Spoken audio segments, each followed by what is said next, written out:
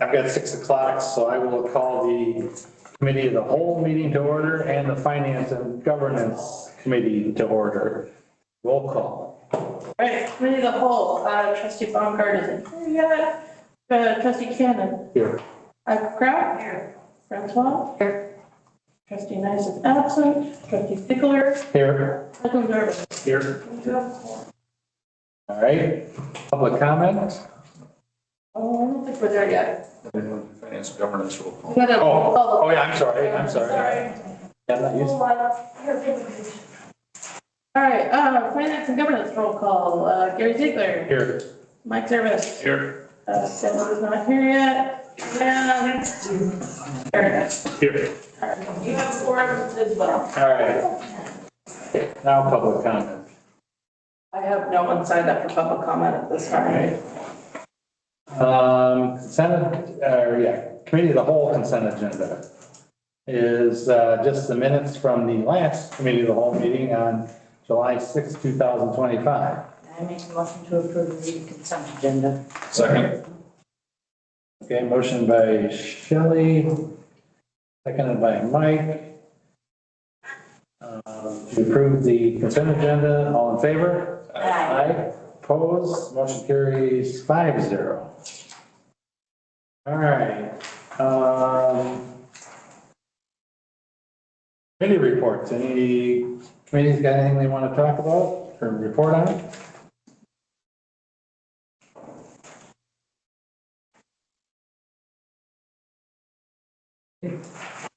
Staff reports.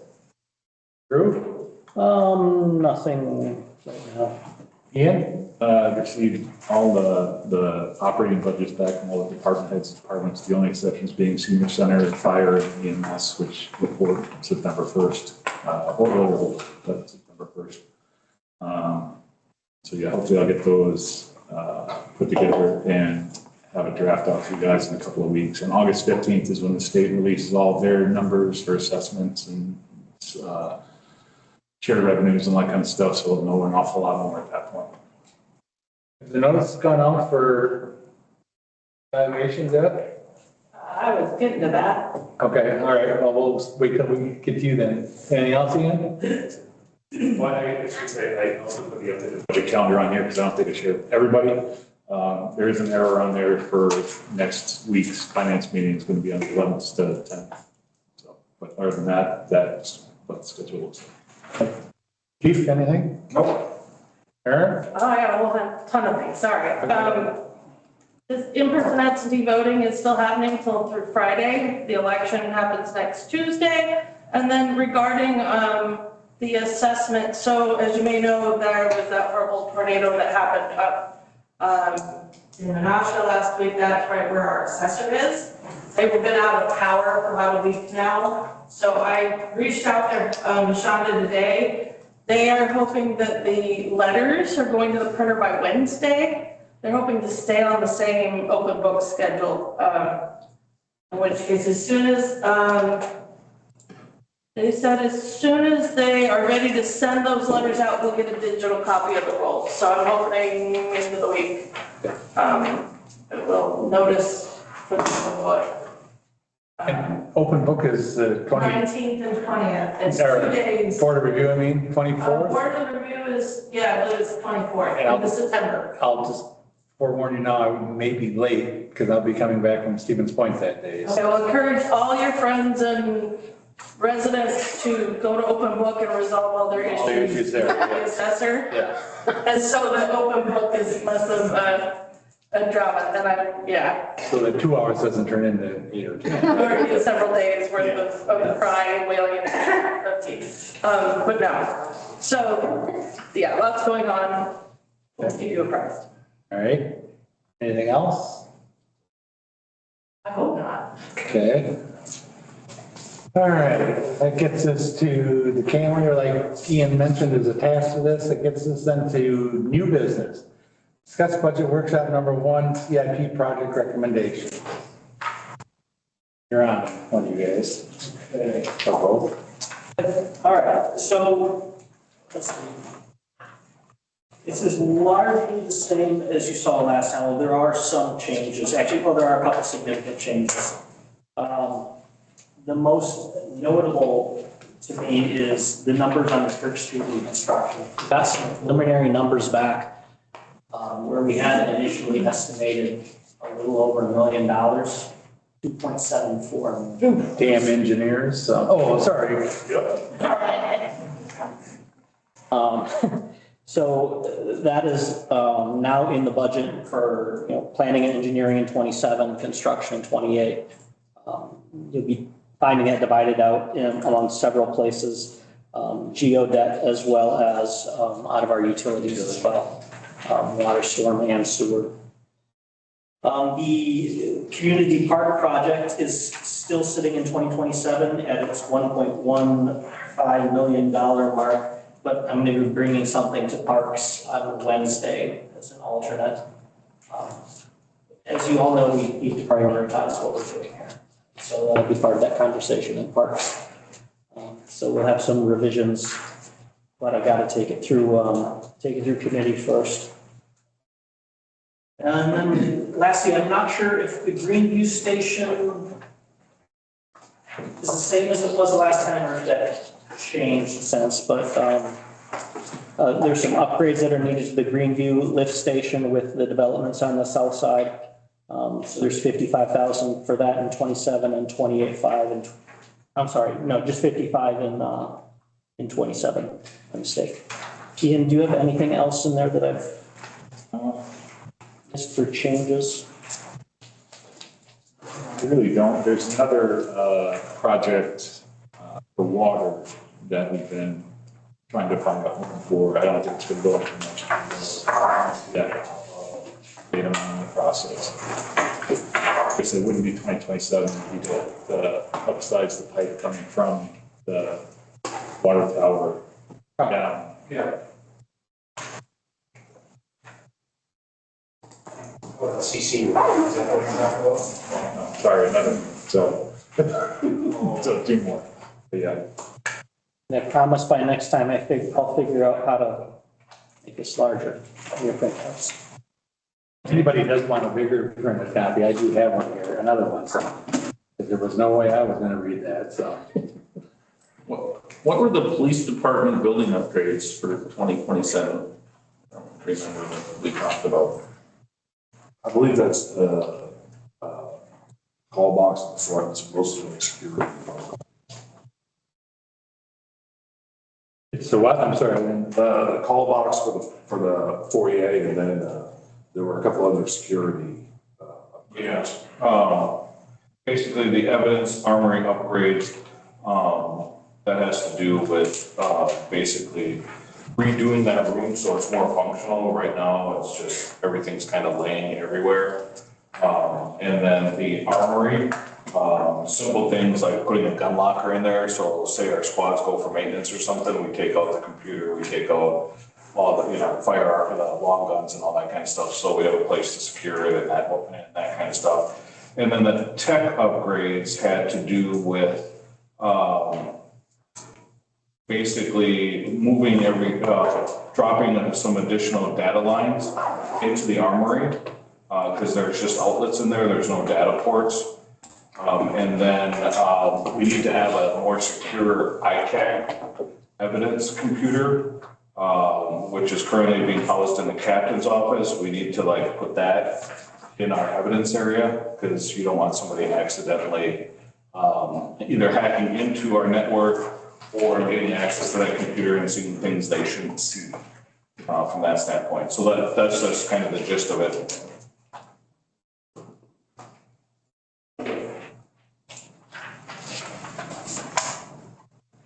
So maybe I'm just realizing this now. But, so we've got, and maybe this applies to other departments, I'm just noticing it right now looking at police department. So under facilities, we've got 69,500 for the police department.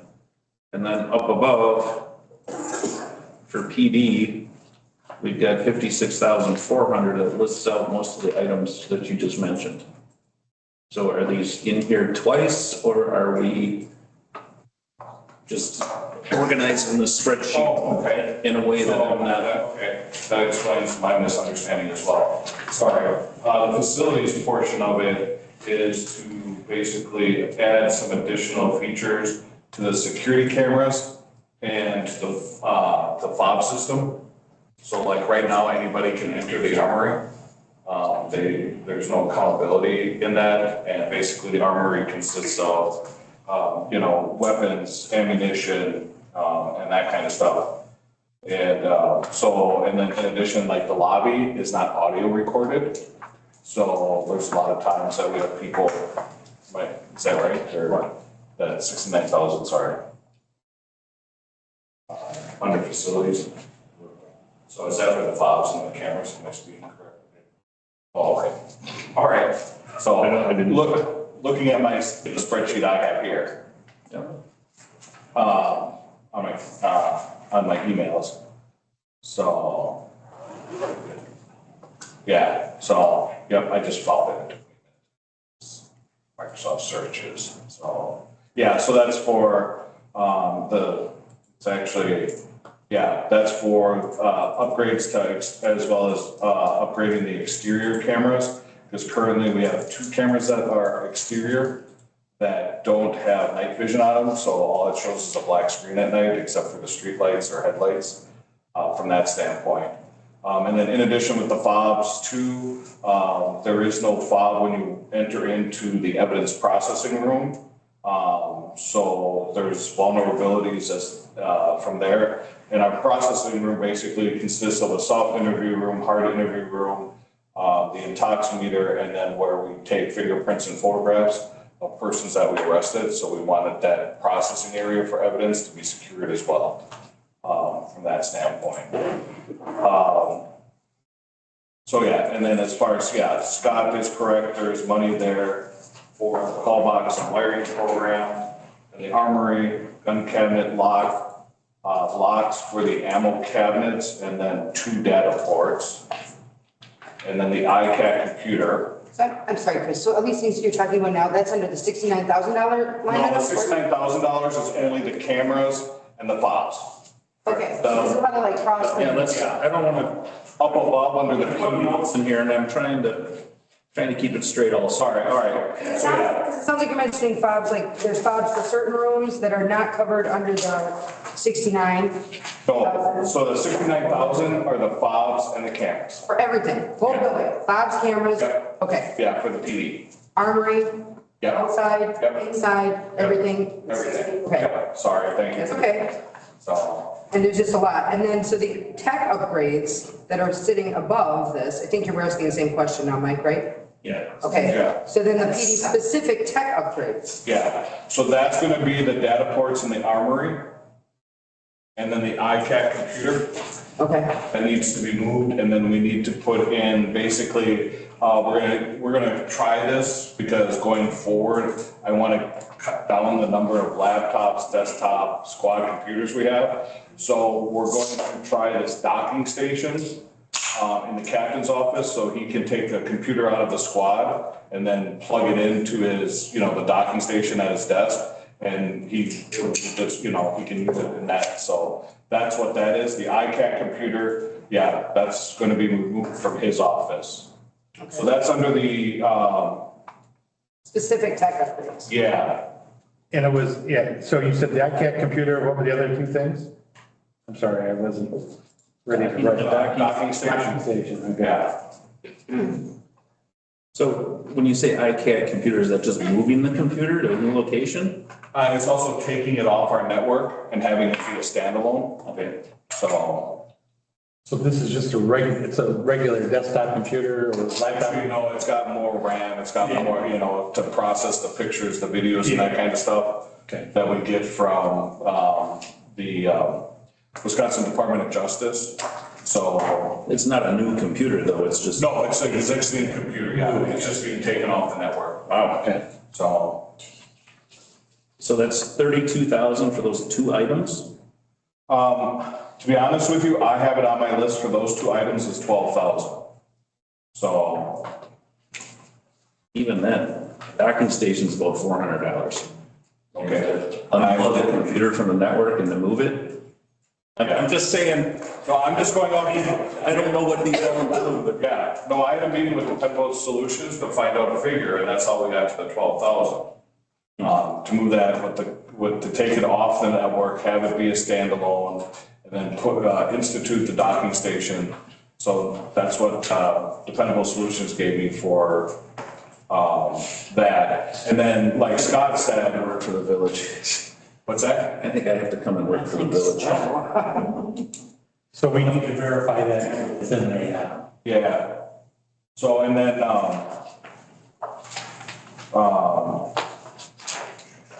and like Scott said too, it's the call box, the wiring and the programming.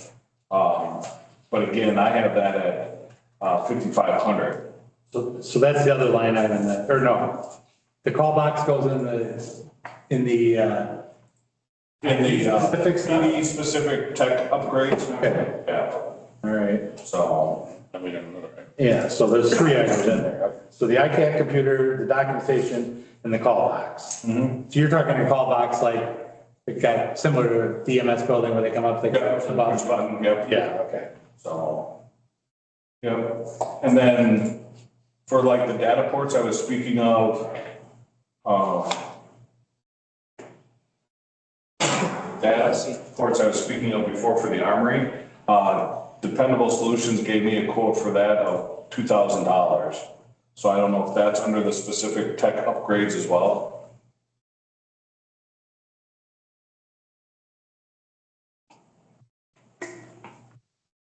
And then what were the other items under the armory? So the armory is basically, racks, totes, basically cutting down the workbench because they have a huge workbench in the actual secure portion of the evidence room. And so that's basically just making that shorter because most of the work is done in the processing area before that. And then evidence kits for each squad. So there's 4 of those. And then the evidence camera, that might be a question mark because we actually found digging in the corners of the PD, we found 3 different cameras. So we have to see if they meet the requirements from. 3 cameras that aren't being used or 3? Yeah, we just found them. So Okay. next cases and everything. So we got to figure out if those, we're speaking with the crime lab to see if those cameras meet the parameters. That's what I was trying to do. Okay. So altogether, for the evidence room, I have 6,900.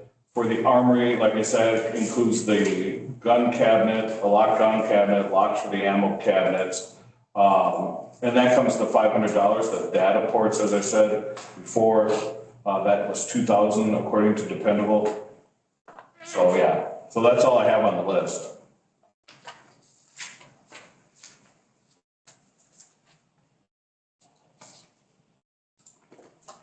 Because you verify those numbers, or those totals that are in there. I'd like to verify the numbers, what exactly it is. I mean, I realize this is what includes specific tech upgrades, this includes evidence armory upgrades.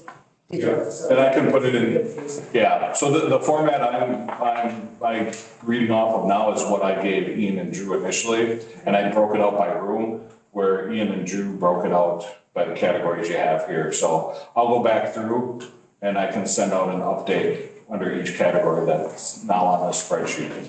So my apologies. Okay. So things we're picking an IT hardware upgrade, I guess, general across the, it's like first item under admin, that's just regular, call it ongoing $20,000. Yeah, that was just recommended by IT. Yep. I doubt we'll hit it every year. Yeah. Yeah. Why is there a 10,000, why is the library fund story walks $10,000? That's what they have budgeted in there to do a story walk, with like more formalized signs on Heritage Square windows. $10,000? Seems a little high. But I guess if you're doing the holes and putting concrete, Yeah, these like, posts up and. so this is like a permanent story walk, permanent, like, what do I want to say? My understanding of it. But not permanent structure so that they can put in story walk every year or every 6 months or something like that? One of the stories, yeah. Again, there'll be more detail in the actual capital budget book when we get it, right? This is just. Yes, yes. Preliminary numbers. Yeah, these are just to try to, yeah.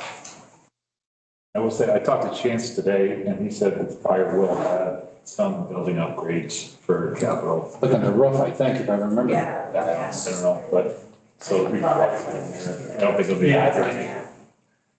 Sorry, I get to beat up on Drew a little bit. Where do you get to beat up on me? Tree planting. Oh, yeah, that's fine. I always talk about this. Let me give you your, It just looks like a massive number, especially hey. It's bigger now. $70,000+. I was asked what it would take to meet a certain objective, and the objective was 1 tree for every residential unit, and I gave out the numbers to meet that.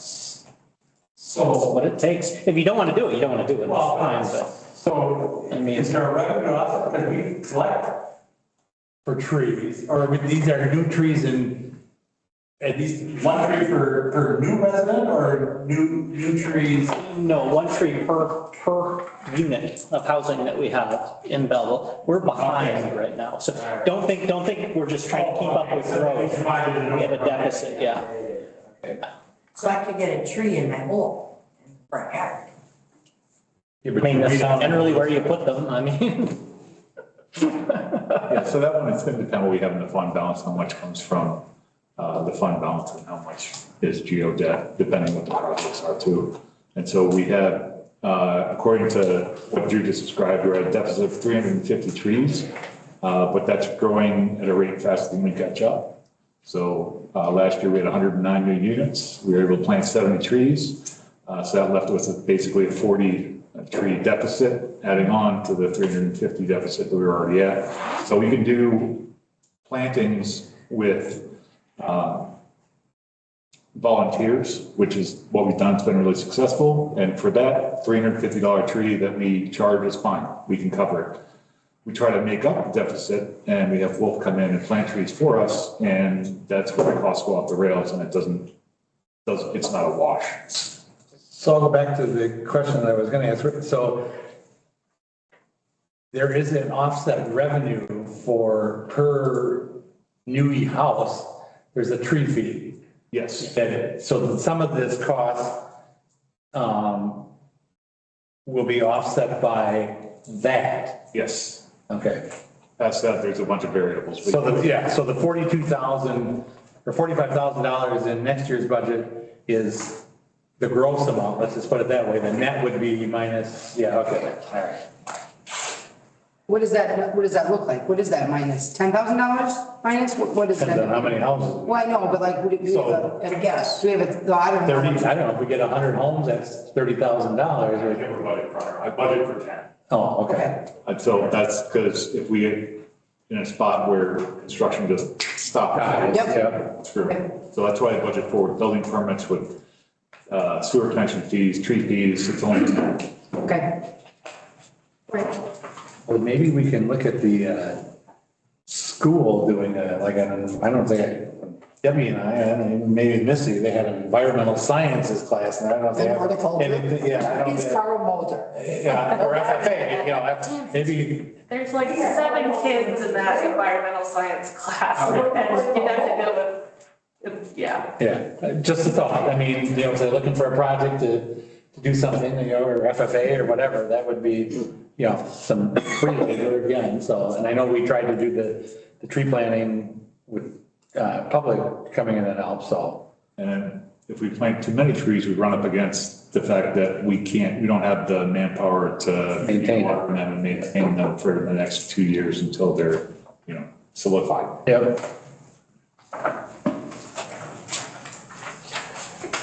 Drew, you said you were talking in parks about community park. Are you also going to talk about the Sugar River Park project? No, Again, Well, that's that's, 4.2 million. that's, That's the next big one. yes. That needs to scale back. Honestly, I don't know how to begin that conversation because that is enormous. With the chainsaw. We'll start at parks. Well, yeah, I mean, because again, we spent a lot of time and effort on coming up with those two master plans, so I'd hate to just see us axe them, but, you know, yeah, I think kind of similar to this, got to prioritize what the items are and, So, At some point, we're gonna have to be realistic on what we can actually afford over the next 10 years in parks and giant park projects versus what we want to. And I think if the public was really shown those numbers, what it's going to cost to do these things, They'd say, the general scale back is gonna be the popular yeah. position. When we've got enough public complaint on what they think is inappropriate fees as is, a $4.2 million park improvement's not gonna sit high with the public. well, with the reassessment, everybody's worried about what's gonna do with their taxes, and then we're gonna, again, 4.2 million. I think we need to, I've also got a very real concern that we have some sewer mains that date back to the 1950s. I mean, we gotta prioritize, you know, I think upgrading those necessary infrastructure items before they become disasters. I mean, parks are awesome, I get it, I love them. The kids do too, I get it, but I have a hard time seeing spending, you know, $7 million on parks when I've got 70-year-old sewer lines. and the infrastructure needs it. About to say, do correct me if I'm wrong, but community park, I think there's an opportunity there because there's so much low hanging fruit There is. that we can spend significantly less and make significantly more of an impact than we'll be able to make at Sugar River Park. At Sugar River Park, there's far fewer things, there's far less low hanging fruit. And so making a meaningful impact in that park would likely. Yeah, the Sugar River conversation was about building a sports complex, essentially a new entity. And that's my concern is because we kind of hyped that up and I think there was some promises made that now we're not going to be able to keep. Well, you can keep them, it's just that's probably the only thing you'll be able to do. We need to have a hard conversation about what those promises were and what they were based on, because I think when it comes down to the money that's spent for those promises, it gets backed up pretty quick. Oh, yeah. And the only promise I recall was that we would build that before we got rid of that ball diamond in Community Park. That was the only promise I recall. Is there anything in writing? No. Just a meeting record. All of that's a writing? lot of this is just the reality of the So we situation. have a record of it. We have the master plans for the parks. Those aren't necessarily just gonna go stale even in 10 years. I mean, they'll get looked at again and, you know, decided, does it still make sense at that time? And perhaps the way it's implemented is stretched out over more years also. Phased in, because there were phases, I think, at one time, I haven't looked at those plans in a little bit, but there were phases to do those projects, so. Like these budget items, I mean, it's $4.5 million, so, if you stretch that over, maybe we can stretch it over 5 years, that could still be a heavy lift for us to do, but we'll see. I think that's a future discussion And that's The needs are yours. right, let's not get off track here too much. So the 1.1 in community park, first I remember what that gets us?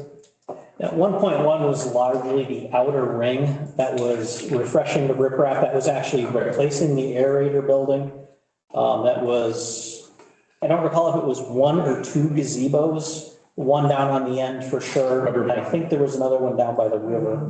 And then parking. Yeah, parking and I believe it's like widening of that. So the riprap, that could come out of the District fund. Fisher Fund.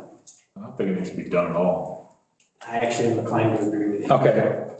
But if that's that is a project that could come out of there. Yeah. Right. So if that's included in the 1.1 million, again, some revenue off, and that's not even revenue, I mean, it's gifted money, that's an offset to that line. And I realize you're putting the total cost in here and then where the funding comes, or, you know, maybe down below, I guess I should look ahead here, but it could be coming out of the lake fund money, so out of the Fisher Fund Recreation. It's been a venture guess, we were to redo all the riprap along the entire peninsula, the lakefront would be gone. Yeah, I mean, I can't imagine, I don't know any place, and I haven't been on the lake in a while, but I can't imagine that there's anywhere on there that riprap is in bad shape. That's some pretty major riprap along there. I actually, yeah, that's one of the things that I don't understand, because I don't see any issue with the riprap. I think it looks in great condition. Yeah. There's one, like, there's an area on the river side, on the south side, down towards the dam where the riprap gets a little shoddy, but frankly, it's a mud flat so far out. Yeah. That honestly, having riprap there doesn't really provide. Maybe spraying some weed killer in it or whatever, you know, but, yeah, I don't know why we'd have to replace that riprap. That should last forever, because it's not like we got major waves coming from the lake or the river and sat, you know, and eroding it away, so. Made it through And there are, Yeah, there are some things we can use that money for, I think, fairly easily if we chose to. yeah. Like pier, possibly doing something with that boat ramp. Yep. Making that a little better so it's actually usable. So there are small things here and there. But yeah, we're looking more at this community park project, somewhere in the, I don't know, $400,000 range, something like that. Fish ladder? I just, that'll use all the money up too. You apparently weren't at that meeting. I was there. Like across the farm for boats? That's amazing. That's what the portage is. I'm late to this party too, I'm sure, but You're at 600? what is the Public Works $90,000 downtown parking? Is that just part of the, what is that in So 2027? the state project in 2030. Yep. We're having problems with parking as it is. And so it's going to be like fever pitch when they shut down Main Street. Yep. So we're going to spend the next couple of years trying to identify ways to add parking. So making the streets one way, adding angled parking, the possibility of being able to pick up a property or maybe a portion of a property and have municipal parking lot, stuff like that. I don't have anything specific, but just, yeah, just kind of going after. So, because weren't we talking about Green. Street? Making that one way, we could do that anytime. Yeah, right? Yeah, I mean, there's still stuff to be figured out with, because we have alleys that go through there and then there are private entryways and stuff like that, but taking a look at it and seeing how much parking we can actually get out of making that a one-way. Yeah, 'cause I mean, those alleyways, you can't, there's no parking in front of those anyway, so yeah, you may have to move the angle parking down, because we talked about going angle parking then too, right? Yeah. Yeah. That's just that's a finding mission. That's a money to find, engineer, Yeah. identify. Unless it gets to the point where we start talking about picking up a portion of a property, which like I said, isn't on the radar, but you know, theoretically possible. I don't think we'll touch 90,000. I just want to make sure we have enough money to go through the process. Okay. So do you anticipate this process? I mean, we've got $90,000 in 2027, or is this going to stretch out over more than 1 year of analysis? It entirely depends on what we find out. If we're able to find it, we're able to have, you know, 30, 40 parking stalls by just, you know, remeasuring and adding angle and whatever else, and I think we'll probably be good. But if, you know, Green Street, for instance, doesn't net us more than a couple, 2, 3 stalls, and we're still, you know, SOL, then we have to start looking at more drastic measures that are going to take longer. But if, okay, so, all right. So we're gonna have it studied and go from there, and yeah, because I mean, so does that include the relining, the parking stalls and everything? Is that included in the 90,000? No, that's just engineering, right? Because this is way before we even get to the study. Yeah, This is just the study. I should have become an engineer, so. Being able to go out and mark stalls.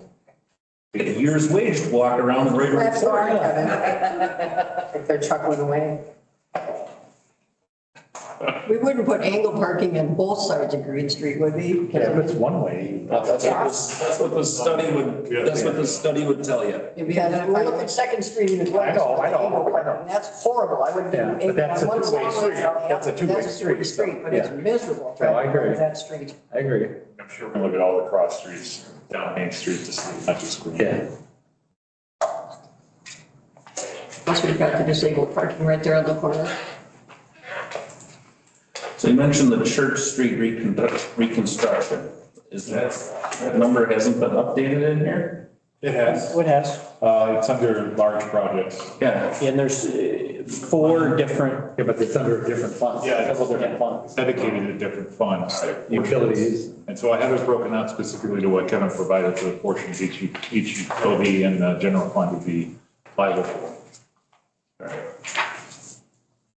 So next year would be the study, or the project plans and everything, and then 2028 would be the year we do the project, right? As of right now, yep.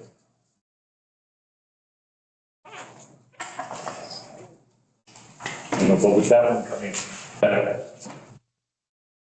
a lot more expensive than what we had originally talked about. I don't know if that's 2028 is realistic. Yeah, well, but I agree with Drew. I mean, we need to prioritize. Oh, I do too. Yeah, I do too. It's just a couple of things there. There's the 2030 project coming up. Yeah. In the same area of the whole downtown. And so construction fatigue is a real thing. That and rates. So, Yeah.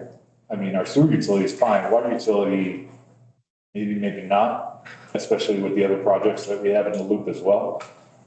And so taking a look and see what these projects would potentially do our rates if we need to go for a conventional rate case or when that needs to happen and all that good stuff. Well, I'd be interested to see, because I know it was on my list of things when I was public works chair, on my parking lot list of items to do in the future, but exactly how much underground we're looking, how much pipe we're looking at that is that old and we need to look to replace. You know, it kind of goes with conversation we had last, I think it was at the Public Works last week about, building and overlaying or seal coating streets and sidewalks and all that kind of stuff. That really kind of goes in that whole thing about, how many miles of pipe are we looking that we have to replace in town, so.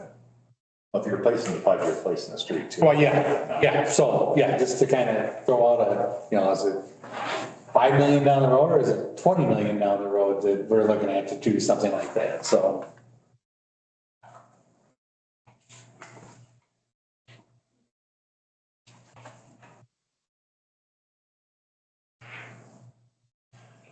I think it's worth noting that under the water utility, there's a whole range of $15 million of projects the last year there.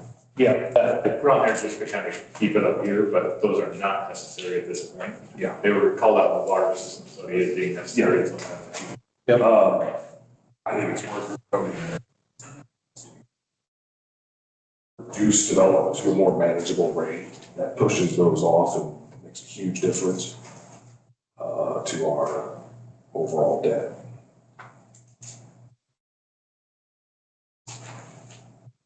Is there anything on anybody else got any questions on the general fund?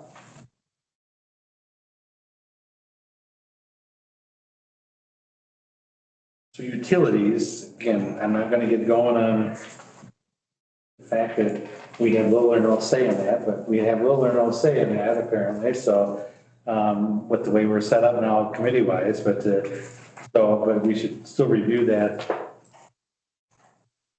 those pages.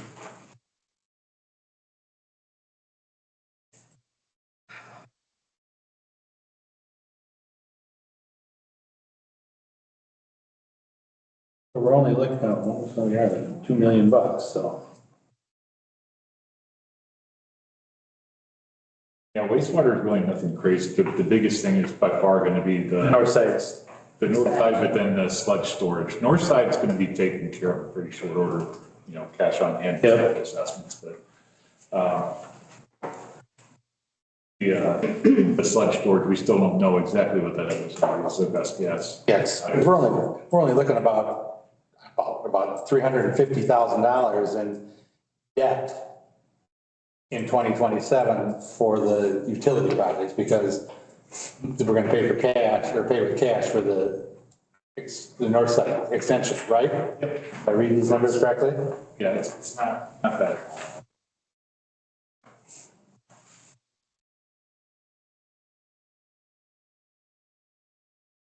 And then, again, paying cash for the village's portion. The assessor, the developer would be assessed at 12.4% according to Kevin's calculations of what their actual portion of flow would be. Yeah. And even with that $1.6 million coming out of utilities funds, that still leaves a fund balance of over 30% for both sewer and water. So they're still within their policy. Albeit it's by like $14,000, but they're still within the policy.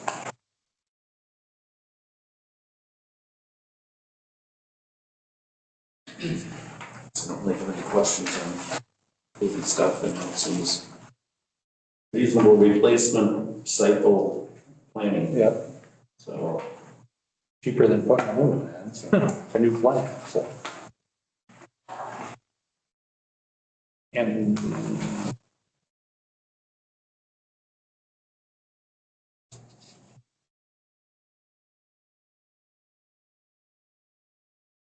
the sludge storage, 29.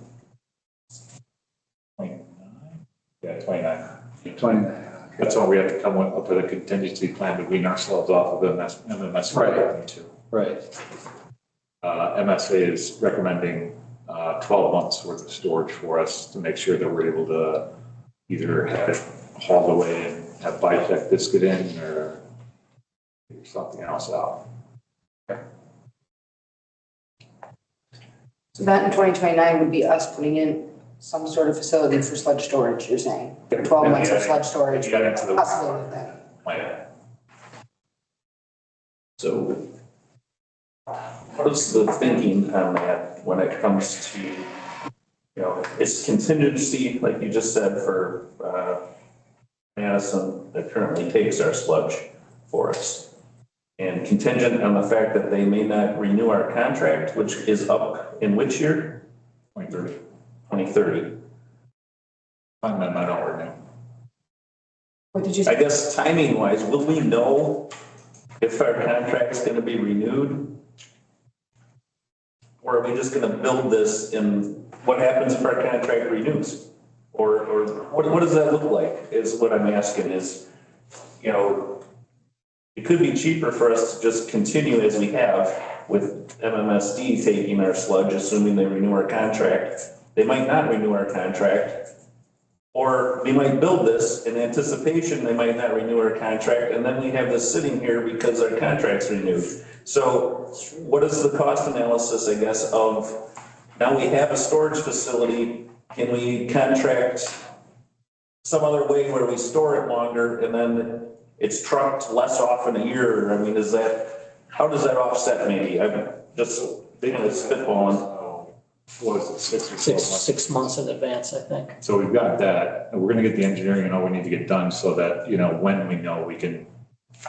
Have they been canceling contracts? We're the only one they have. Okay. So How soon do they have to let us know? 6 months before we're this. the only municipality they accept. Yeah. Oh, What's everybody else doing with their sludge? How long does it take to build one? Disc it in, they contract to have it spread somewhere else. Depends on how big it is, I suppose. If we find out in Bidding 6 process. months, if we get a 6 month lag time that, you know, they're not gonna renew us, how long would it take us to build it?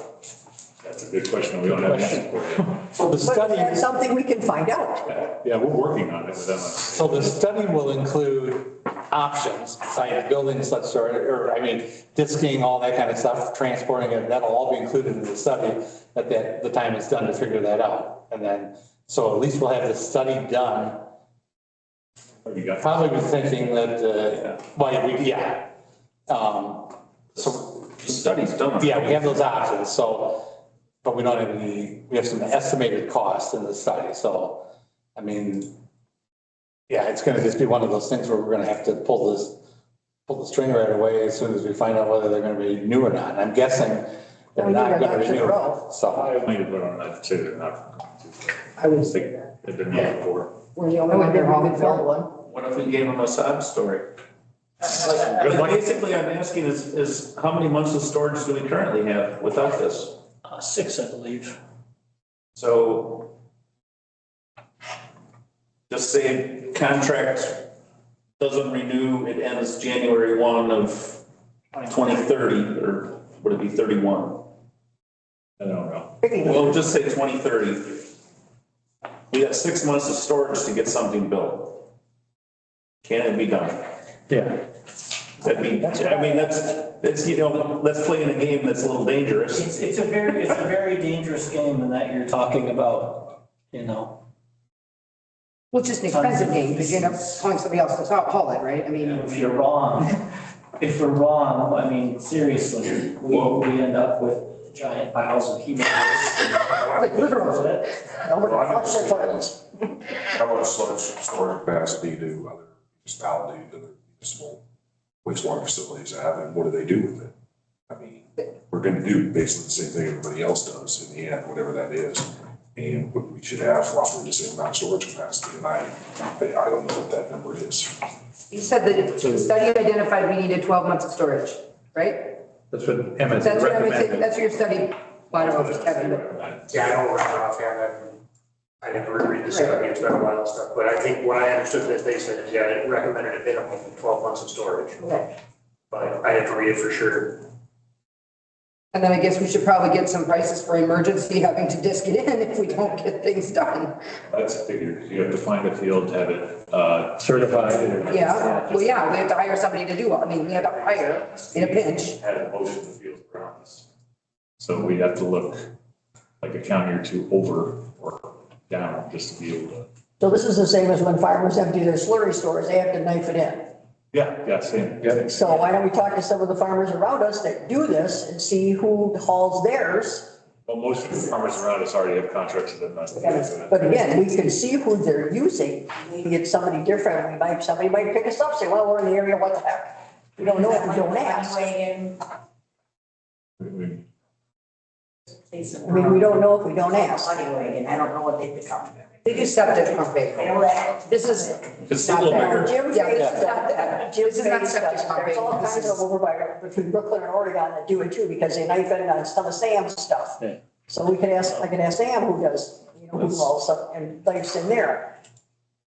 So those are all questions that we need, again, this is not for another 6 years or 4 years, so. But yeah, we still, all the questions that need to be asked as part of that, so. Because I agree, we don't want to get caught, With our pants down. and, so. Yeah, no, we're actively working So, with MSA on it, but we just don't have all the answers yet. right. So is the decrepit pipe figured in here? Or For not? Church Street? For all streets? And you were saying that we are infrastructure, some of the, so that it's not in our budget? Like the whole spiel of everything that needs to get replaced? No. Your 70-year-old pipes? Nope, they're not in there. I would think some of it is, because some of the stuff is on Church Street, that's. Well, yes, that's why Church Street is in here. That's gonna probably be the longest street that needs to be replaced, going all the way up to but. That's why the numbers went up on that, was, the original was from the water system study, which included new water main with a 10-foot trench down the road. That's what the estimates were on that original. Then when Tom and I met up there, and it's all clay pipe and this and that, and there's sags in it, so now it's full street reconstruction, water and sewer. Yeah. So basically double the cost or whatever. And I've got you had mentioned a pretty good contingency in there, because I don't know exactly right now what gas prices are gonna be with everything going on and stuff. Real good. Churches, Real good. churches and road surface is breaking down, and it's the oldest sewer pipe. There's a lot of traffic with the schools up there, so. The first one that should go. Sure. Yeah. So like I said, I would like to see the full list, or, a better idea, total miles that we're looking at some point at Public Works. Yeah, that's what I was getting at. I mean, I know it's gonna be hefty, I get that.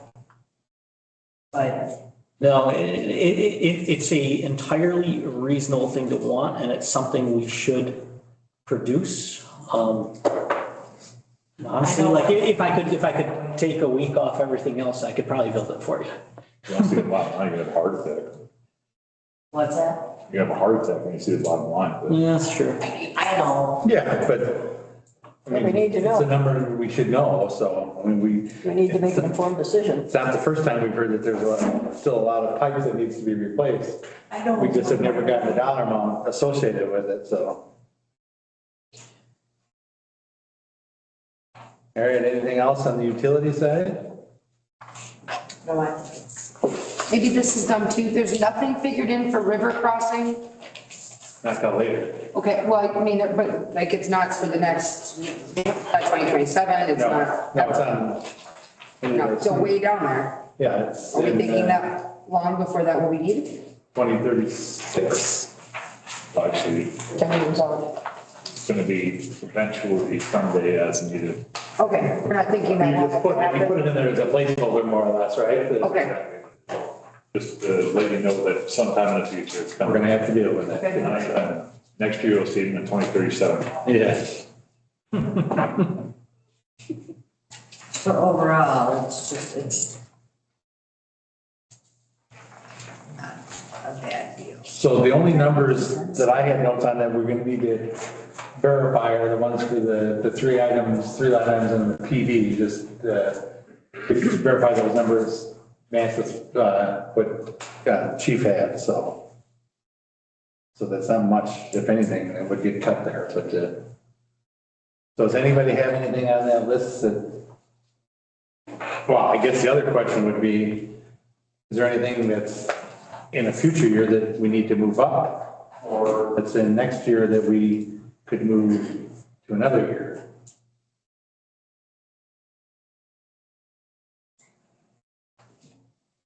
Just parks. Yeah. I mean, if you look at this, there's really only about 25 projects out here. It looks a lot more than that because it's 3 pages, but maybe 30 projects on here that you're looking at, so. And most of those are small ticket items, so.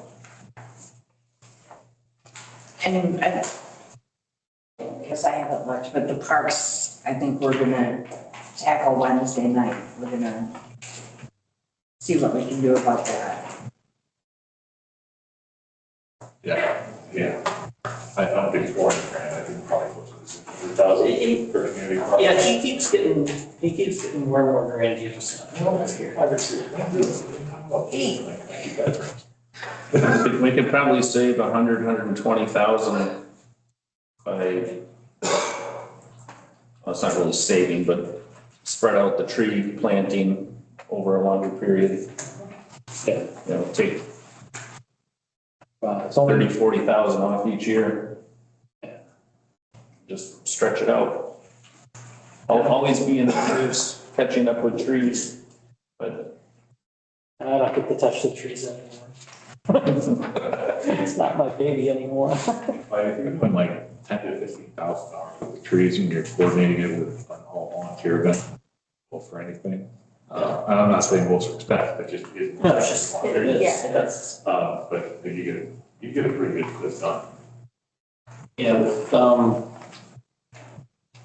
want to say 33 volunteer planting with all the other stuff. I want to say that was $7,000-ish. Yeah, Somewhere around there. Just north of that. $7,000, $8,000, Yeah, something that sounds like right. that. If we can get volunteers and we say we'll feed them a meal while they do this or whatever, that's a lot cheaper than, That's all you it know, took. so. Yeah. Community service, kids that are Yeah. court ordered needs time. On the, even scouts needs community service time. Yeah. Under admin, the express voting machine, is that a second express voting machine replacing? It is a replacement. Our current express voting machine will not work when the county updates all of our equipment in December. But actually, that number is going to shift. The county is volunteering in their own budget to cover 70 to 80% of the new express vote and the new DS 300, as long as we store all of our equipment with them. Oh. Because it wouldn't be our equipment, they would claim ownership of it. Sounds like a deal. Yeah, so you're not the one driving to the airport. Where's the storage facility? They're building a brand new clerk's office, it's out by the airport. Plans for already. So that's about 3 hours of travel for the clerk's office. So we have to store our equipment out there? It would not be considered our equipment, it'll be the county's equipment, and they require that we store it in their new building. I pick it up for you, it's 2 buildings down. Yeah, that'd be great. That would save me a trip. Yeah, just skip him to Kevin every time he comes down, he can add it in, we already get charged when he comes down here anyway, so. We'll see what Scott and the county ends up doing. Kevin, you can take down tonight. Hearing now is. That's like their And cash. actually, we actually had it in the budget this year to replace that express boat. Right. And the biggest hundred, but the vendor won't work with me because of the stuff the county's doing next year. So that's kind of a wash for this year, and I'd probably bring it back and get at least another express boat. There's a disconnect. Because they're getting more popular, and we need at least 2 in here to keep the election moving. So probably in 28, I would like one, a second one. We'll see. The only other things I can kind of think of are, this is Public Works. Yep. Pushing one of the F-550s out from 29 to 30 maybe. Honestly, after we get this first plow, the big plow truck, the Sterling or Freightliner, and then the chipper truck, which is already happening like right now. After that, I don't see any reason we couldn't stretch the rest out farther.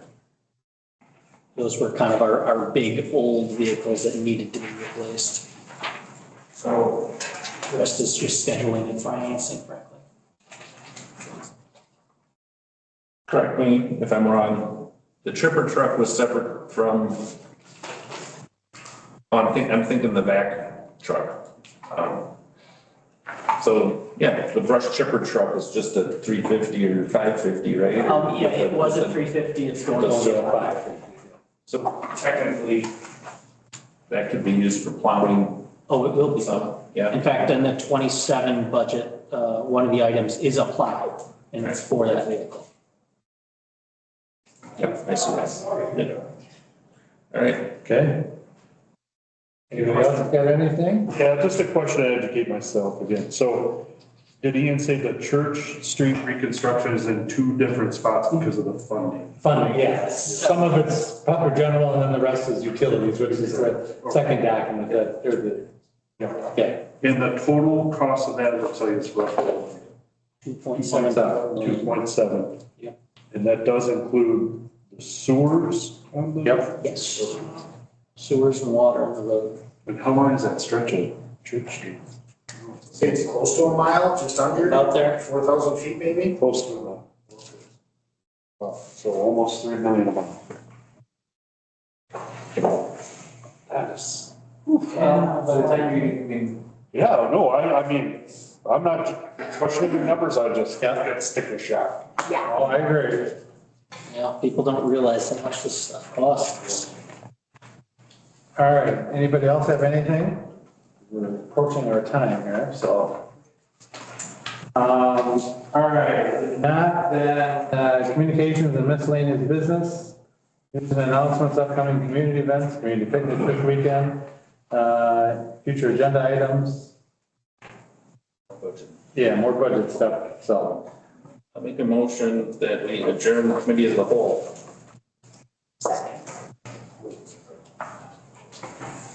All right, motion by Mike, second by Shelley to adjourn the committee of the whole meeting. All in favor, say aye. Aye. Opposed? Motion carries at 6:58. Making a motion to adjourn finance and governance. Okay, I'll do that, Mike and then Debbie. Yep. Should be.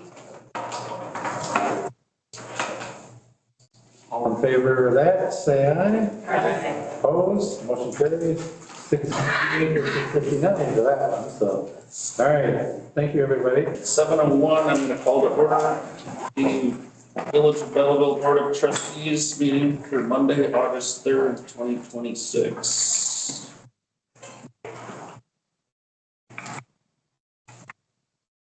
pledge allegiance to the flag of the United States of America and to the republic for which it stands, one nation, under God, indivisible, with liberty and justice for all.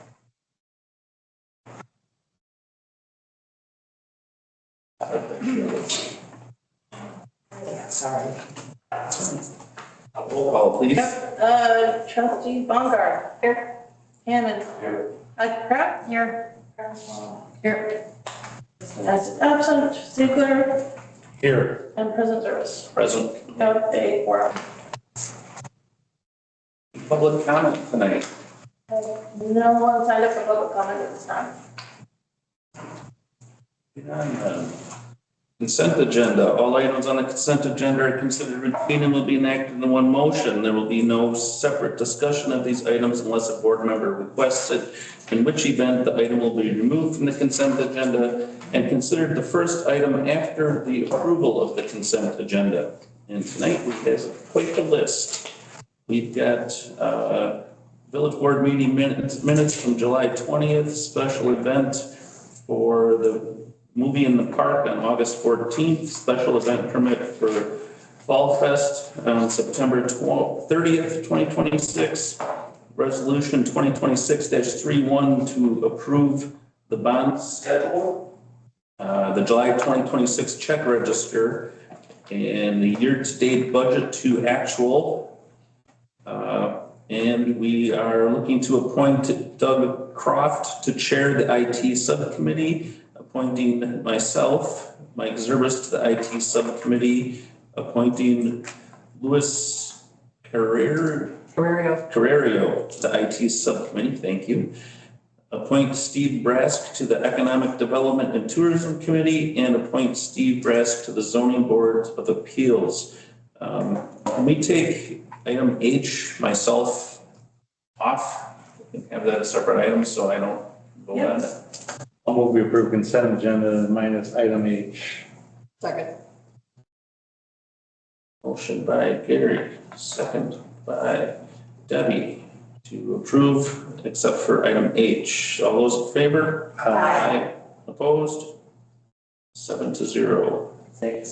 6, sorry. Okay. My bad. That's why both here. Okay, and now we have item H of the consent agenda to appoint Mike Zerbis to the IT subcommittee. I make a motion to appoint Mike Zerbis to the IT subcommittee. Second. Second by Missy. And, all those in favor? Aye. Abstain?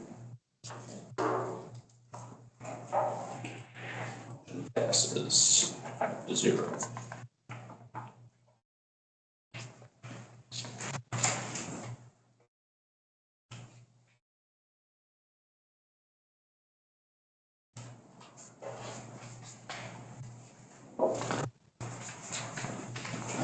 President's report. We had a music festival this last weekend and races in town. And believe it or not, we need to have events to get it to rain here, I guess. But it sounds like they went off successfully, so kudos to the PD and Public Works and everyone for doing a great job out there. That's all I have. Staff reports. Nothing from me. Okay. Good. All right. Presentation for water quality training plan overview by Mackenzie. Yell at me when you want to slap. Hi everyone, thanks for having me tonight just to go over a review of water quality training. I know this has been long in the works since pre-2019, so it's, some are familiar with it, but it's newer to some. So Drew and I have been talking about just kind of going through the history and what that looks like in case there's any questions or things like that. So Drew, the next slide, that'd be awesome. So feel free to hop in with questions at any point. I have some slides put together just kind of generally with items, but I was planning to go through kind of the journey of how we got to water quality training, what it looks like today, and then what water quality treating could look like in the future. Next one.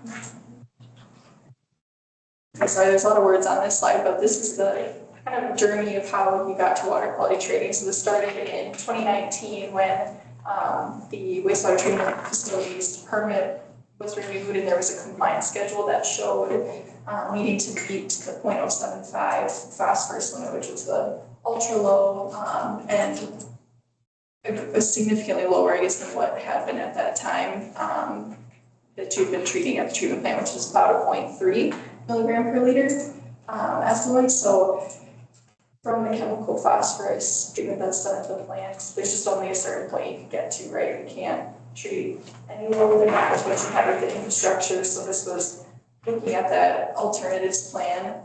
You can see all the alternatives analyzed here. I kind of listed them out. We don't have to go into those into large detail unless someone has questions on them, but I put kind of in red next to all of the alternatives that weren't feasible, and then in green the two that were recommended for additional evaluation. So What was regionalization? How did we decide that wasn't cost effective, or what was that proposal? yeah, I forget the details of it. I'd have to go back in the plan exactly, but it would have been regionalizing with the nearby treatment plant, which my thought is that cost wise to pipe that over is just not cost effective. Yeah, where is the nearest treatment plant? I want to say they looked at Oregon. Oregon. So that I want to say, but I can't remember exactly from back then. That was one that was maybe the closest of sorts. What would have been like adaptive management? What's an example of, what is that we decided was not feasible or cost effective? Yeah, so adaptive management is similar to trading, but the other piece of it is that you're actually responsible for an in-stream phosphorus concentration of 0.075 instead of trading with credits. So that's a lot more expensive to be able to guarantee that actual in-stream concentration. So that's where that one was kind of. So we were at basically a 0.3 level, and you said that was it a new requirement set by the state for ultra low at 0.075, or was there some place in between? Yeah, so just with kind of the influx of phosphorus regulations becoming more stringent, it was the 0.075 was what was required for the treatment plant. And that's in one of the alternatives there. You can see there's the MDV or the discharger, multi-discharger variants. So that's kind of one of those variance examples, but Greene and Dane County are counties that are not eligible for them. So that one had to be. It's hard for me to see everything up there. But so you said that our facility wasn't capable of getting lower than 0.3, or what was that driver? I guess what part of it was, would have needed to be changed? Or how much chemical would have been needed, or what? Yeah, the cost. I'm just trying to get the background. I've heard a lot of water quality trading over the years, but this is my first time getting into the weeds kind of background. So. Yeah, no, that's a good question. There's a couple pieces to that. I'd say one of them is with chemical phosphorus treatment, which is what you have at the plant. Right now, it kind of gets to this point of diminishing return where you're adding more and more and more chemical, but you're not treating any lower. It gets to a point, kind of levels off.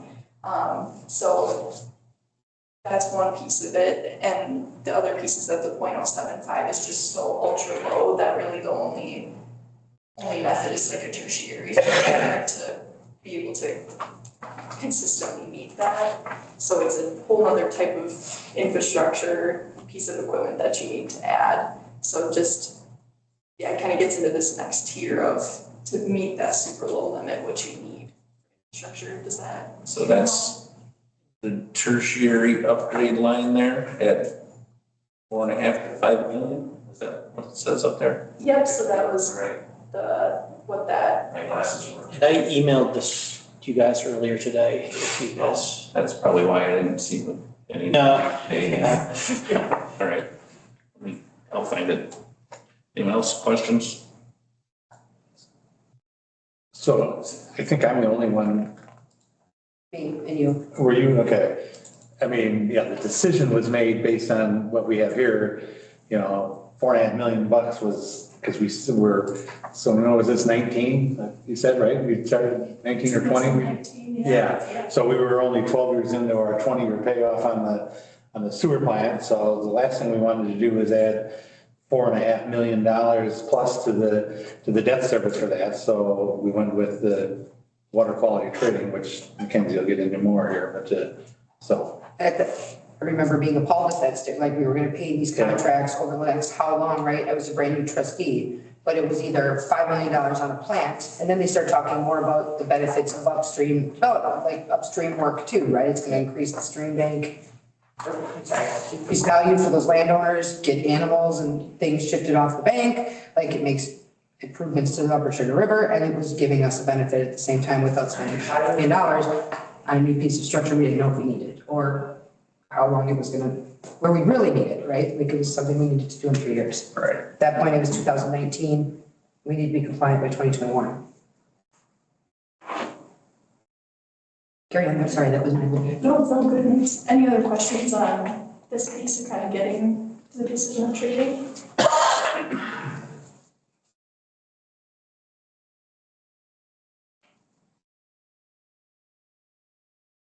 I guess the question comes, so we make the annual payments every year to a lot of these property owners. And it's my understanding that that wasn't included in some of the original numbers that were presented. So, I mean, are they in this chart here under operating and maintenance costs, or was that what was missed, I guess? Yeah, so that would fall under that O&M cost, the annual, so that covers both the engineering costs for us to do the inspections and doing the annual report that's required to DNR every year, and then the incentive payments for the landowners. And then my understanding was also they included a kind of planning number to put away for the future, kind of for the village to budget and pay for repairs needed to be done. So it's almost like kind of like an equipment replacement number a little bit, but that all falls under that O&M cost. Yeah, so I wasn't here for it. My understanding for the money part of it is that Elders was brought in, started going after the Clean Water Fund loan through the DOA and work something out to where we can get the 0% interest, but we had to make a substantial payment on our 2007 loan, 400 and some odd thousand, 23. To take it off. There was a 10% increase in sewer rates before I got here to pay the debt service on the new Clean Water Fund loan debt that was taken out in 23. And then for whatever reason, it wasn't known to us that we had to do another 10% increase, which was originally brought up, but then for some reason somebody thought we weren't going to have to do it. I don't know, I wasn't either, but anyways, that's how it came up. So now our annual maintenance, payments to owners and, you know, $5,000 and what do you even call it? Deductible. We're responsible for up to $2,500 of restoration work on each one of the properties each year. So $5,000, there's about $55,000 a year. That we're responsible for just basically operating, not including debt service.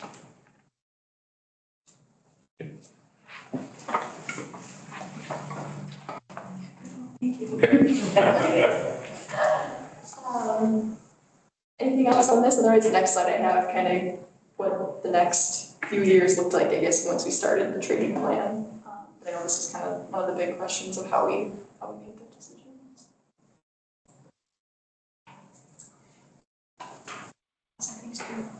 So yeah, then after the decision was made to go with water quality trading, then the plan was completed in 2020. So that talked about how was this going to be achieved through different landowner projects and with financing and things like that. And that was looking at the 20-year design life. So kind of like you're treatment plant upgrades to the 20-year design. So that's where all those calculations were done for how many credits would be needed. And 2021 was when we took our funds to the plan. And then all the landowner agreements were put together. Those were all signed in 2021 as well. And then the construction started happening for these projects. So you can see between 2021 and then to early 2023 was the 2 whole field management projects where those were converted over to perennial grass hay. So that was for landowner D and E. And then those practices or projects started generating credits in 2021. I guess that was project E, and then landowner D, the credits started generating for the village in 2023, just kind of as they were completed. And then similarly for the street bank projects, construction for that was 2023 to 24. And then credit generation began in mid-2024. So that leads us to where we are today. So you're generating credits for all those projects.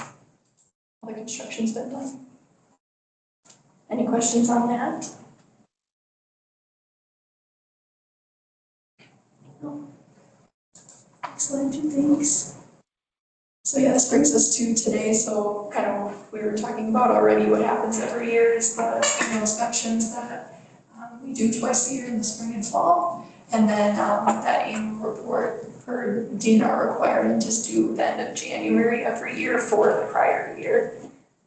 So we put that together, and then that helps maintain your compliance with your permit through DNR.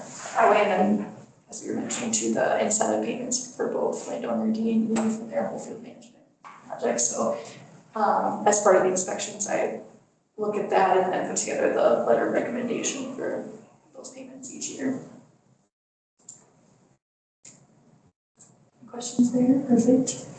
So then this is where you're sitting with, this is from the 2025 annual reports. This is what was last submitted in January of this year. So the credits that were used by the treatment plant in the calendar year 2025 was at 66, almost 67 pounds per year. So those are the blue bars that kind of cumulatively, so adding to it by the end of December. And then that red line at the top is how many credits you're generating from the projects. So that's the 199 pounds per year. So this is, again, that 199 pounds per year credit was all the way into the 20 years. So you have room to grow. You can see from this chart where you're, every year maybe you gain in a little bit more, but you have plenty of room to grow there. I got a crazy question. Can we sell those to an industrial polluter? Not an industrial polluter, but can we sell those to another utility? Serious. You can sell them. The challenging piece of that is typically those agreements are long, 10 years, 15 years, 20 years to sell those.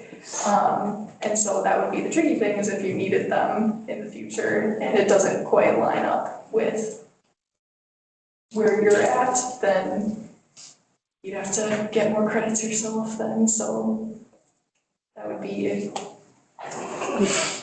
kind of a balance. One thing that she was mentioning too is obviously this kind of ties into the facility plan that they're working on right now. And Kenzie knows quite a bit, but to kind of answer, she had pulled a few numbers that they're kind of looking at, like the population generation, and it kind of looks like right now with what you guys have, you're just basically going to be roughly meeting the 20-year projected growth with what you have right now. So if you sold some, then you might have to do another project down the road or something to meet what you want. Never don't limit the term to 15 years or something, or 20 years, in which case then we wouldn't sell them after that, after 20 years, because we need them all. Or it needs a quick 5-year pick-me-up, Right. Right, you're get on it, Ian. Yeah. Can you look into that?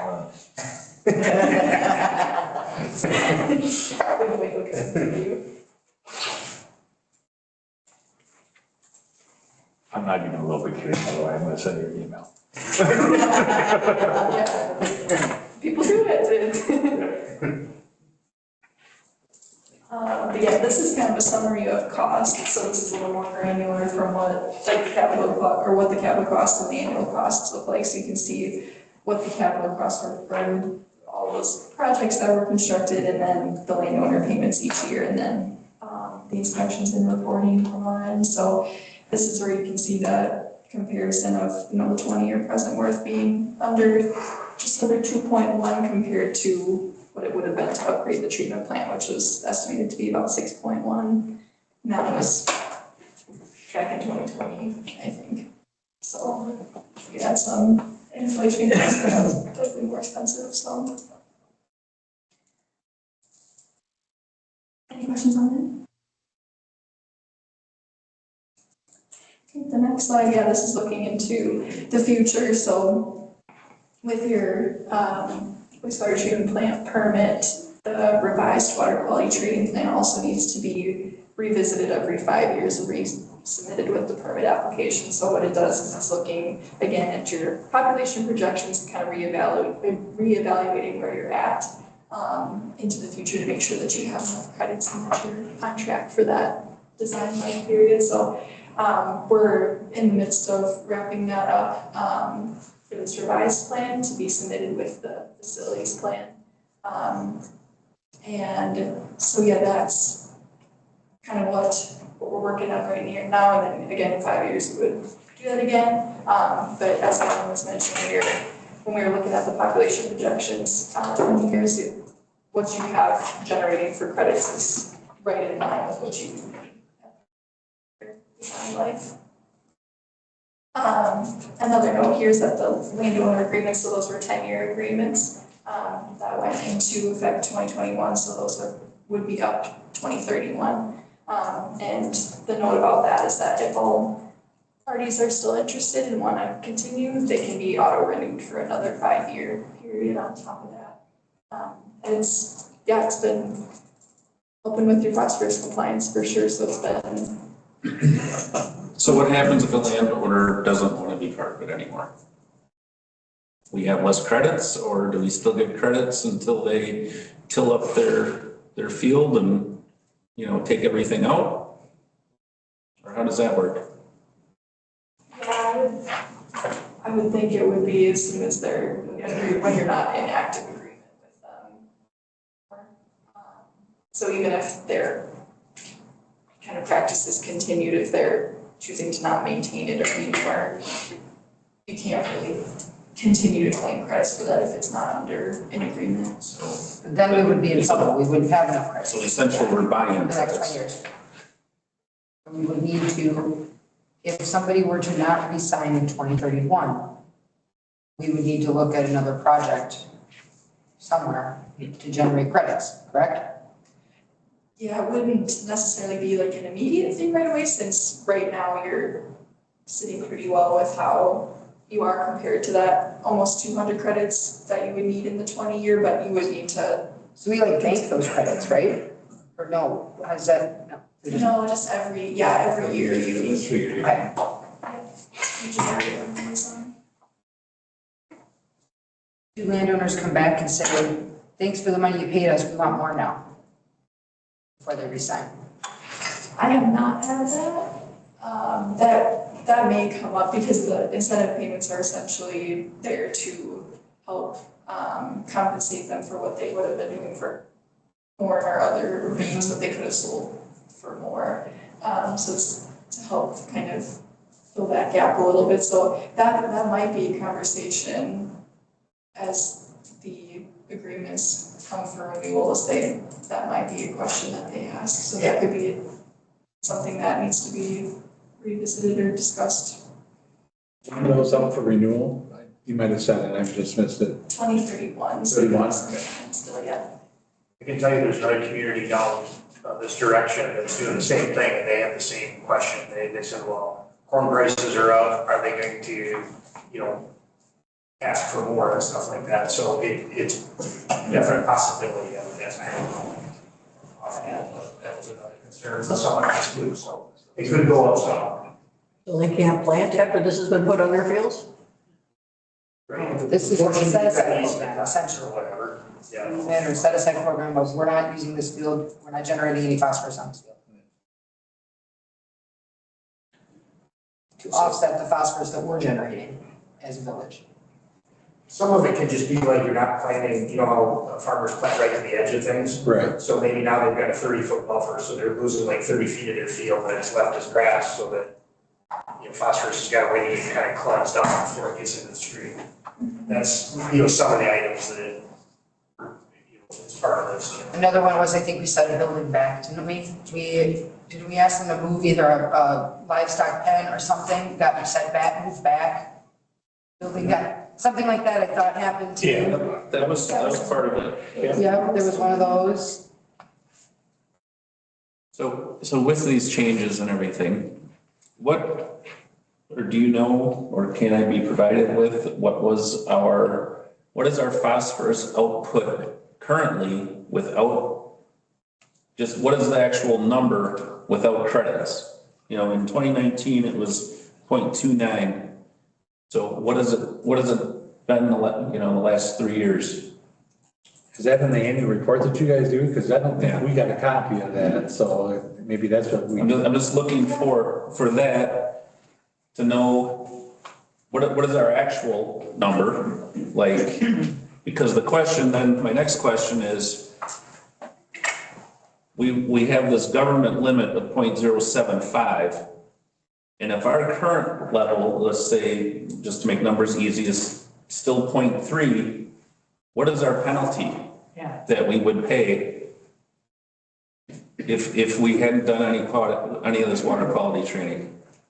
Yeah, so then it would be needing to fully meet the 0.075 limit, then it would be in notice of non-compliance. So then what happens when we're in non-compliance? There would be a lot of back and forth with the DNR, then eventually there's penalty fines from that. That's what I want to know is, what is the penalty and the fine, and, you know, what happens if you're in non-compliance? You're the rich guy who wants speeding tickets, aren't you? I can go this fast if I can afford it. Well, my curiosity is, you know, your last slide, what we spent, you know, from a pure dollars side. So over the life cycle here, we've spent roughly $1.2 million or something, I think, right? Or are we looking at the two? All inclusive, probably. Because the engineering, then the actual debt issuance.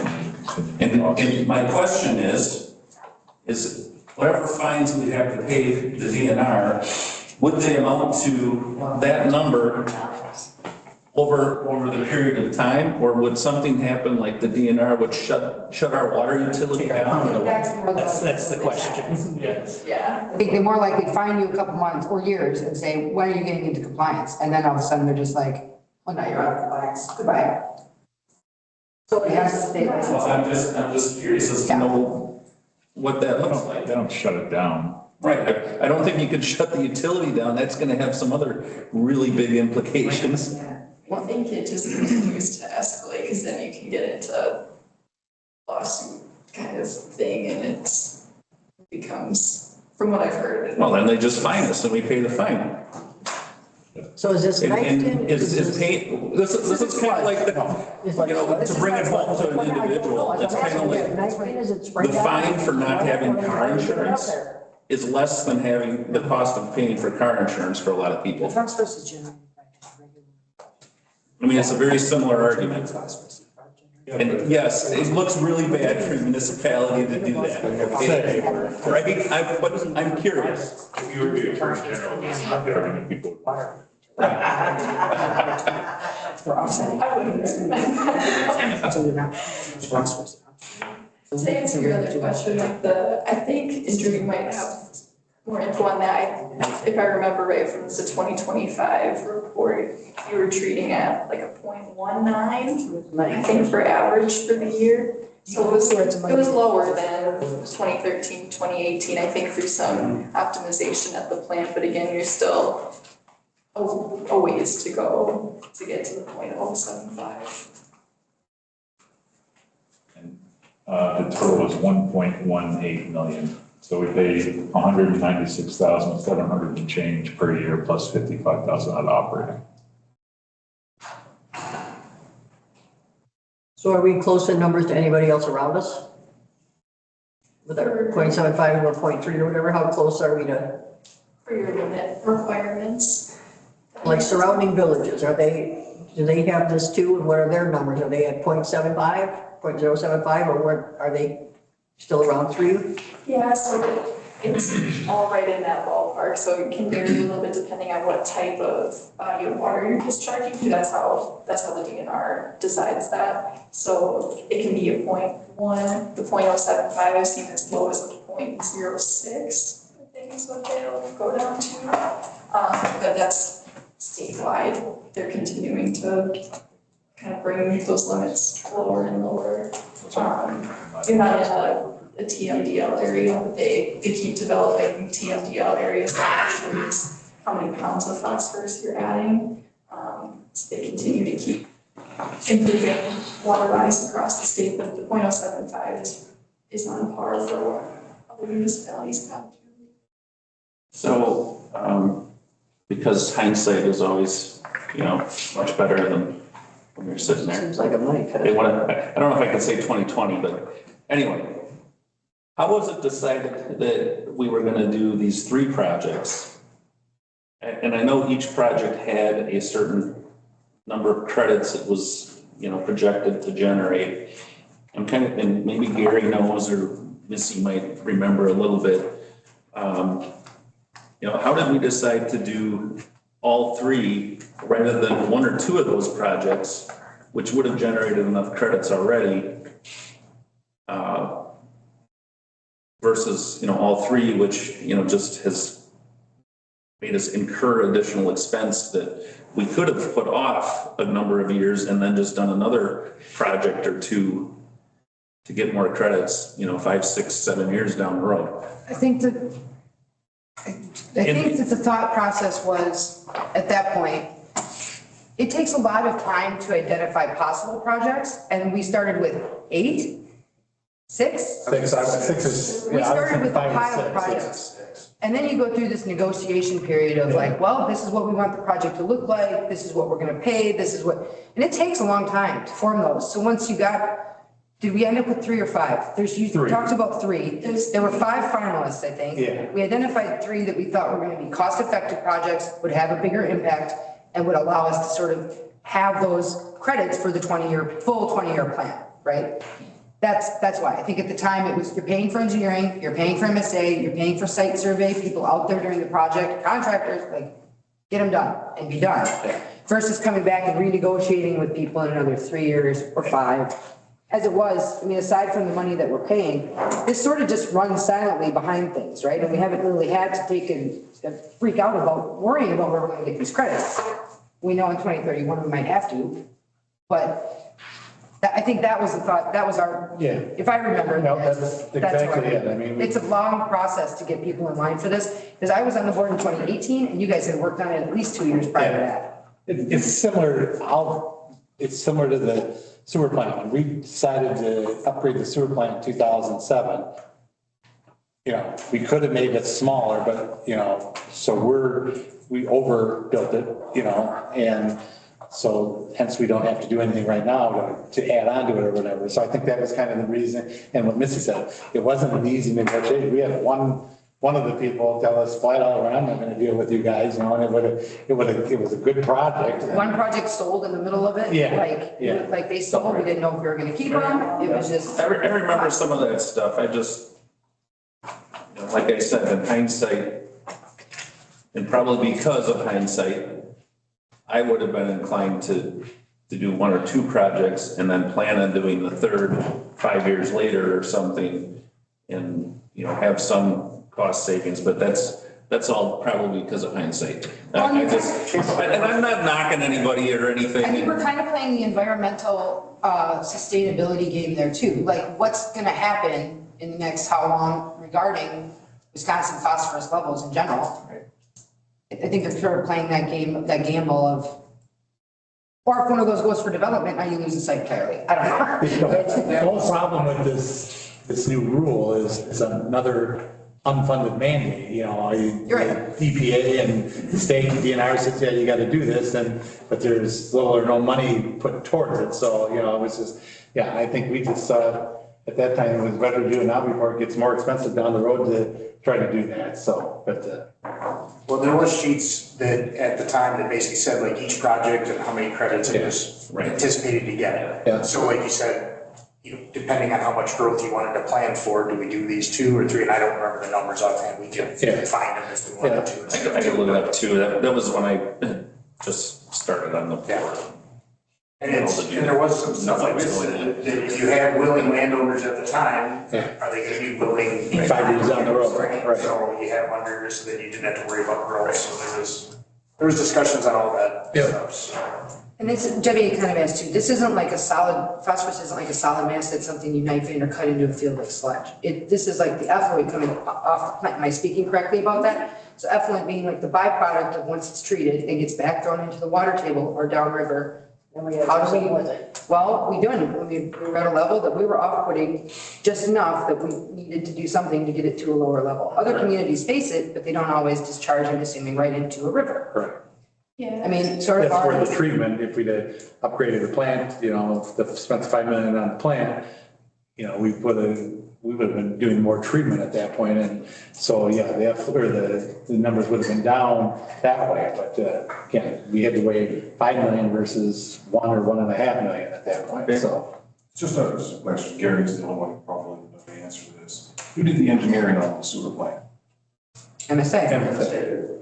So we designed a sewer plant that doesn't have the capability to lower phosphorus and then pay them to mitigate phosphorus. Well, when the sewer plant was redone in 2007, these rules weren't in place. I mean, these are new rules after that fact, so had we, you know, had those rules been in place and Yeah, it's not my question if the rules were replaced by all means, but yes, they were not, these were all out at roughly the same time, didn't they, about the 2015, 16. That's really when it started to come up, yeah. Okay, so. Something to consider for the new plant. well, we don't have to build one for Okay. a while, yeah. What are we building a new plant? At some point, we may have to. Got it. Around there. Oh, so we've all got a history lesson now. Thank you. Yeah. Appreciate it. Let's, Any other last questions I can answer? I think we kind of covered all. awesome. Thank you. Thank you guys, appreciate it. Right. Moving on, old business. Consider the alcohol establishment license for Family Dollar Class A.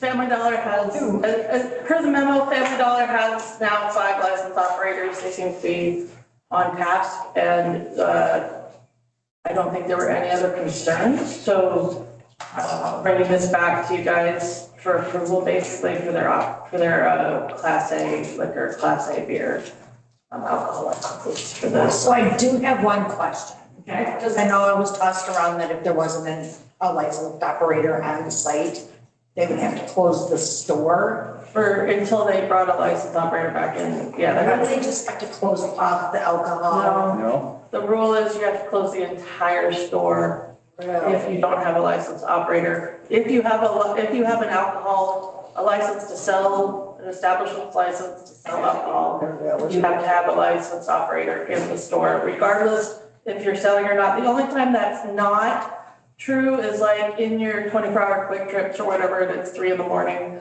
and you legally can't sell alcohol unless it's New Year's Eve, I think, at 3 a.m. Then I hate that I know that. And then you don't need a licensed operator at that time. You can have your 17-year-old high school dropout or whoever's working it for you at that point.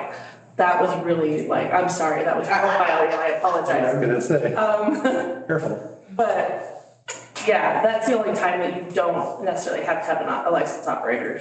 But otherwise, if you're allowed to sell alcohol and you have the license and you have to have the operator.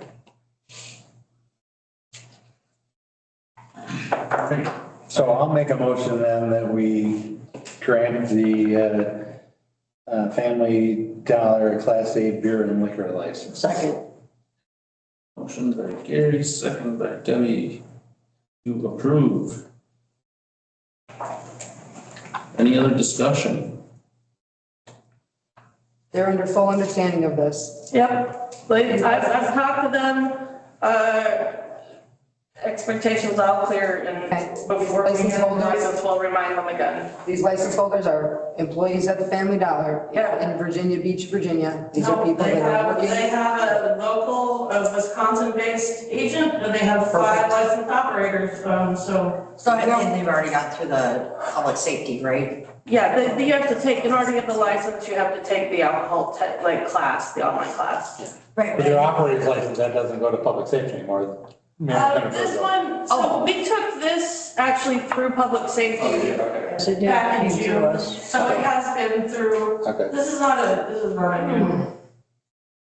Yeah, so, And they were all approved then. well, there was contingencies, but I actually think a lot has changed since then, but if you'll remember, about a month ago, I brought this to you guys when we had the lengthy discussion, we decided to table it until they had operators. They have operators, so I think we're okay, they're okay. All right, so we've got a motion by Gary, second by Debbie to approve the alcohol license for the Family Dollar Class A. All those in favor? Aye. Opposed?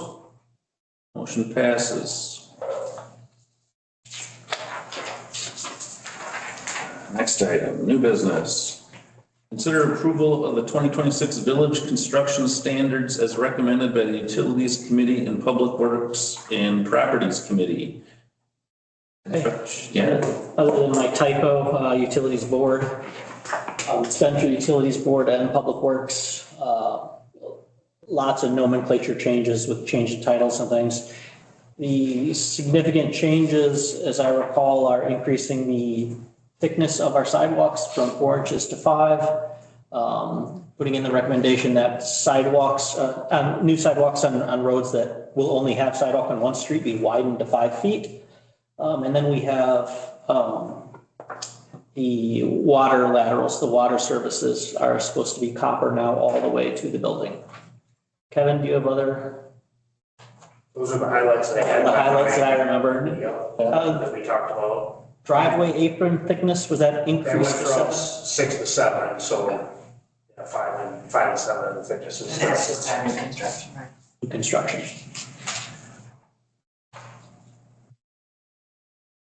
I'll make a motion to approve the construction standard specifications.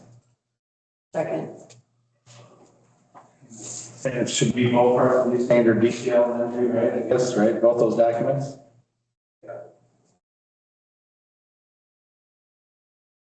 okay, motion by Gary, second by Debbie to approve construction standard specifications 2026 final and details part 7. Yep. Any other discussion? All those in favor? Aye. Opposed? Motion passes. Next item, consider the appointment of Tierney Keys as interim director of operational services. I don't think this matter is a huge deal, but you might want to do this after closed session. Because we have compensation conversations in closed session. Let's come back to this after a closed session then. Anyone opposed to that? All right. Need a motion on this. We've got news and announcements. For those that don't want to wait around after closed session. So anything we want to, community picnic? Maybe picnic this weekend, carnival this year for the first time in 20, 25 years. Because of rain on the Mud Fest. You can pre-order your chicken dinners Did that online. today? And if You should pre-order your chicken dinner so you won't get one. You may not get one otherwise, yeah. That's your lesson of that. And if you're a shut-in, you can have them delivered, so. See the community club website for call Johnny O's and they'll take care of that for you. So that's my community club right on that. Other upcoming events, future agenda items. Pat, you're not gonna mention the bike rodeo? Oh, yes. I guess next Saturday, we have a bike rodeo. The police department is hosting it at high school. And we have Quick Trip provided us with some hot dogs and chips and bottled water graciously. Nice. And so hopefully we get a good turnout. Teach the kids about bike safety. It's very good. I think it's needed. It kind of Apply to those e-bikers. Right. we put it together very quickly for that very reason. As I say, in the morning news this morning from Monroe, they're having all kinds of problems, especially on the square with e-bikes, and they're upping their enforcement and everything down there too, so. Is, Oregon is, or everybody's having That's trouble. this Saturday, No, we did one. 14th. We did one big things. 14th. All right. If there's no other items, we're gonna go into closed session.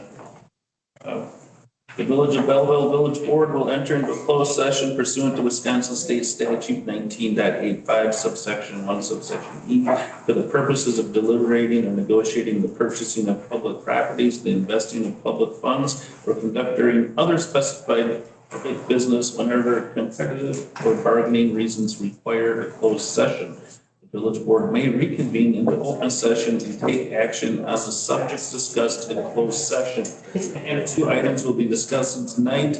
That is discuss the interim director of operational services compensation and discuss bargaining position for the Belleville Police CBA.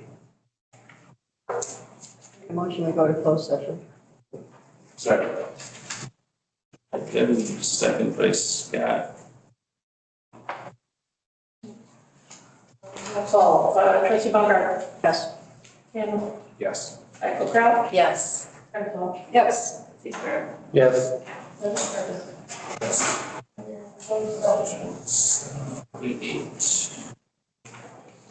Now that we are back in open session, we have the item yet, consider the appointment of Tierney Keys and interim director of operational services. I'll move that we appoint Tierney Keys as the interim director of operational services with the wage discussed effective January, backdated to June 8th, 2026. Second. Motion by Gary, second by Debbie. Any discussion? All those in favor? Aye. Opposed? Motion passes.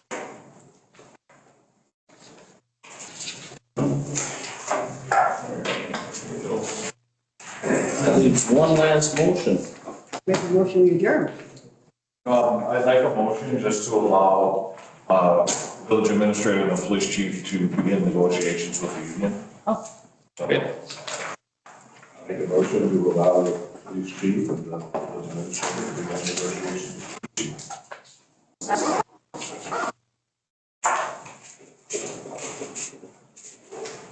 Let me write it down quick. So we don't go through this again where we have to go through tonight. So we'll have regular updates then after negotiation sessions for the board, right? As to where we stand and everything. You mean in the middle of negotiations? Well, I mean, again, I'm thinking back to the way it's been done in the past, if there's tentative agreements or if they come back with a counter offer, you're gonna bring those to the board, right, to be considered? Because we should get a look at, I'd want to see what their proposal is to us. I understand that desire, but you're talking about being in the middle of the negotiating process. That would be, yeah, that's incredibly disruptive, and I don't know how it seems as far as in a negotiated.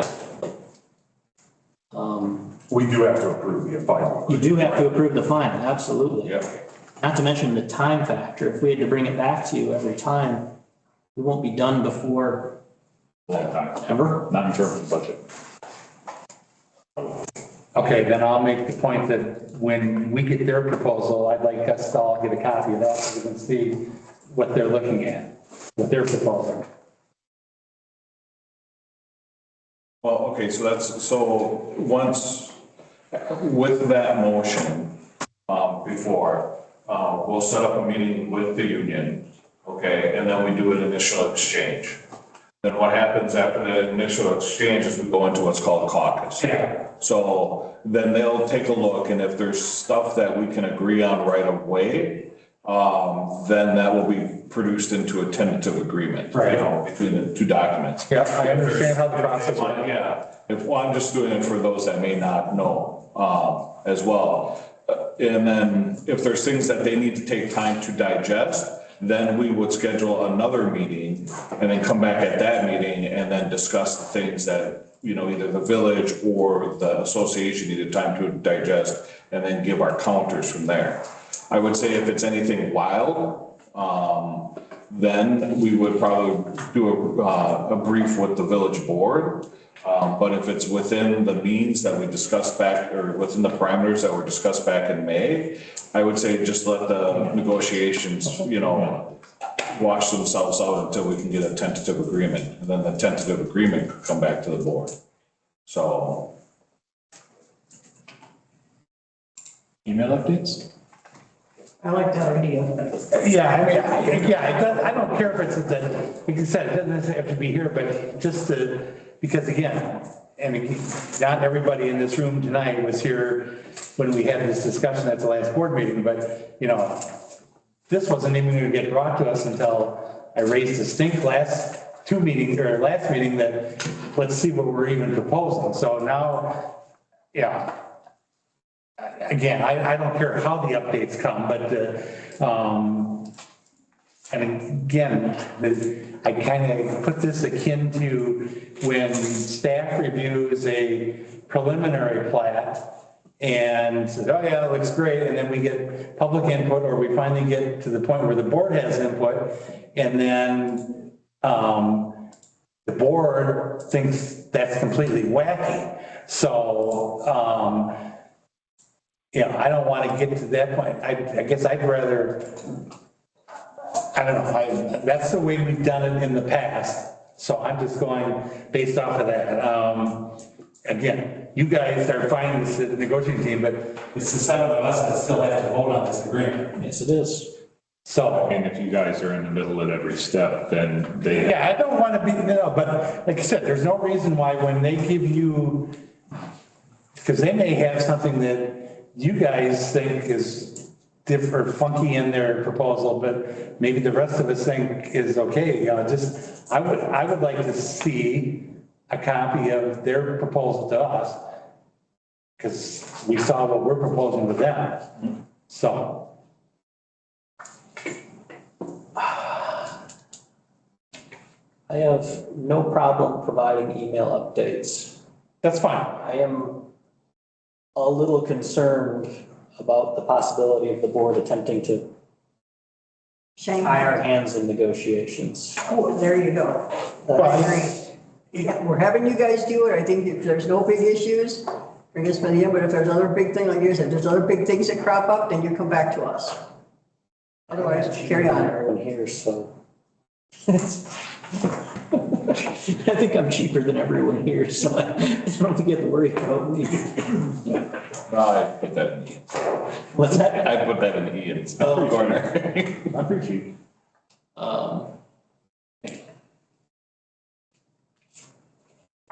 I can provide emails and I can accept feedback. Okay with email updates? Is that- But do we really need an email if we're gonna see it all to make a decision on the end anyway? Aren't we just making more work and dragging us around? Well, if we're just going to get email updates, we're not going to discuss it at board meetings. We're not dragging the process on any longer. We're just, like, you know, we got the momentum, let's keep moving. Any FOIA concerns with this? Only if you guys start, I mean, Yeah. FOIA? We start micromanaging my Christmas. Ish, but no, It includes council. yeah, you would have to CC the lawyers so that it. Not CC. No, sorry, yes, so that there's, what he said, Confidential. Confidential. yeah. Lawyers stop. We do it all the time now. You guys send us stuff that's confidential, so.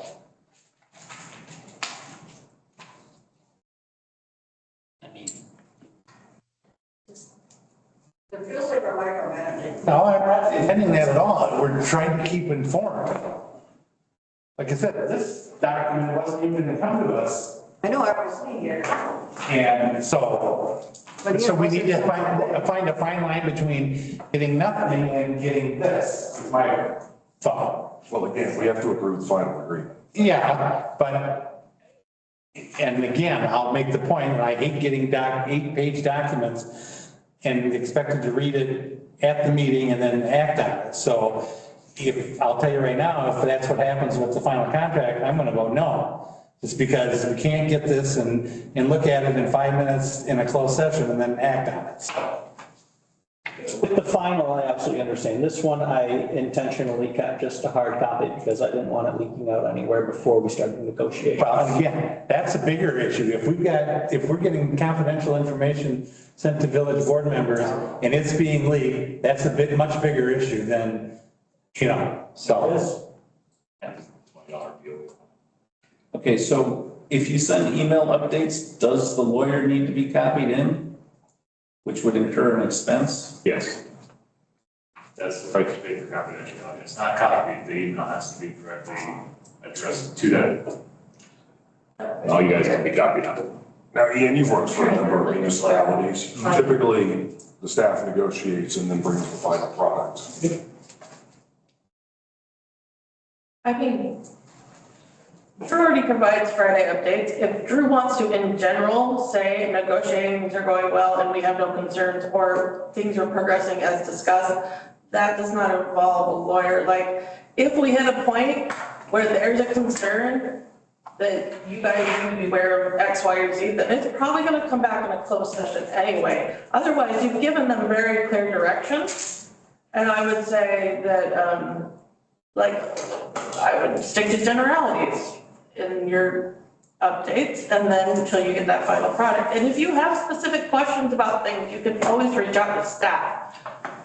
And staff can provide information, just a reminder that if we send one of you an email, we have to send all of you the same information because as board members, you should be informed equally.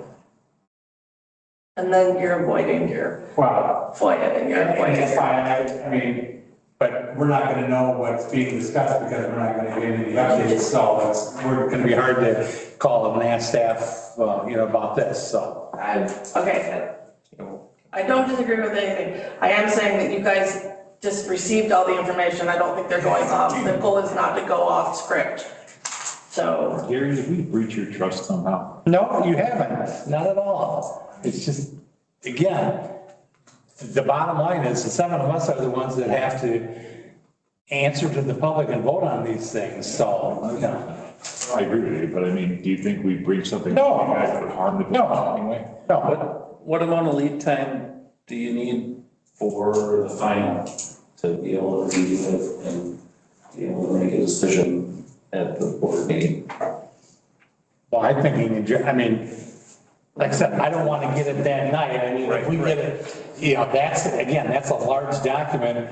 It'd be nice if it came to us confidentially, like more than Thursday, because, so it'd be nice to get a week to look at it, and because, some of these documents we sit and review, I read 2 or 3 times just to make sure I understand what the hell we're talking about. So this is a little cleaner because this is not rocket science here on this thing, but so.